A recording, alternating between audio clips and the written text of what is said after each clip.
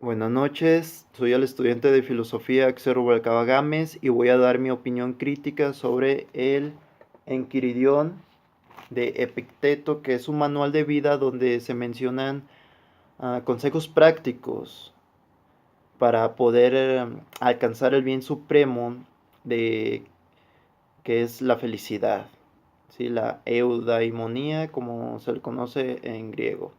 En él se mencionan cosas que debemos hacer y cosas que no debemos hacer. Y eso nos va a ayudar para poder alcanzar la virtud y ser un ser humano virtuoso. Porque es importante ser así para poder llegar a ser un sabio estoico y por consiguiente conseguir la felicidad. En él se menciona lo que depende de nosotros, como son las acciones, los deseos, las emociones, que somos responsables de eso, y al igual lo que no depende de nosotros, como nuestro cuerpo, las cosas ajenas a él. En él hace una breve reflexión en la cual dice que las cosas que no dependen de nosotros son las que más nos afectan. En cambio, las cosas que dependen de nosotros son las que dejamos a un lado, no las tomamos en cuenta. Muy bien.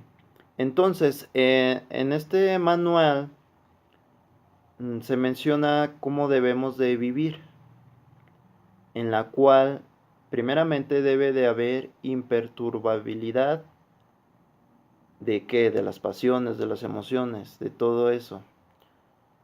Debe de haber autarquía, donde el ser humano es dueño de sí mismo. ¿Y cómo lo va a alcanzar? Cuando lo domine con la razón, y más bien que la razón someta a las emociones.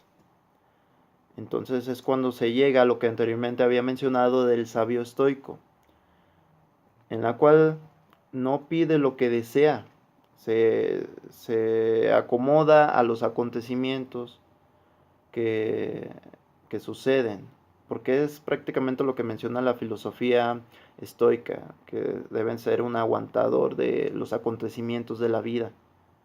No debemos de ser otra cosa, de buscar los deseos, los sueños. No debemos de estar ahí parados en las situaciones que estén en la vida y aguantarlas de cualquier forma.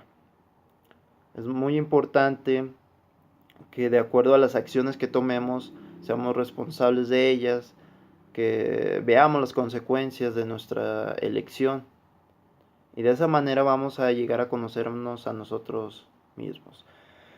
Eh, el manual está muy bien, está muy padre, de acuerdo al espacio geográfico y el tiempo histórico, pues bueno, es una chulada ese manual. Sin embargo, ya en este tiempo, lo que yo veo que le hace falta o de alguna manera reformular es esa parte de las emociones. Porque ahí mencionaba Epicteto de que pues no nos deben de dominar y las debemos de someter, las debemos que dejar a un lado y lo único que interesa es la razón. En esa parte no estoy de acuerdo, porque bueno, de acuerdo a las investigaciones o a los nuevas reflexiones filosóficas, pues las emociones es una parte muy importante de nuestra vida. Y más que reprimirlas como me da a entender o como lo entiendo del manual, debemos de controlarlas. Llegar a ese momento en la cual nuestro razonamiento someta, no, esa palabra no, someta no, que las controle a las emociones y que las emociones nos ayuden a, a resolver problemas de la vida diaria, porque pues son muy necesarias tanto la parte racional como la parte emocional de nuestro cerebro. Me acuerdo muy bien de una alegoría de Platón en la cual mencionaba de que el ser humano tiene en sí como dos caballos, uno que viene siendo la parte racional y la otra la parte irracional. Y entonces el que tire más fuerte del el caballo, pues va a ser la parte que domine del ser humano. En este caso, pues si vamos a utilizar tanto la parte racional como la irracional, que vendrían siendo las emociones, pues deben de tirar de la misma fuerza. Y es la manera en la cual podemos alcanzar ese bien supremo, ya viendo esta reflexión que sería la felicidad. Entonces, el manual está muy bien, pero esa parte de las emociones pues las debemos de reformular, no las debemos de dejar a un lado, porque también con las emociones, como lo mencionaba ahí, que es necesario conocerse a sí mismo, entra ahí.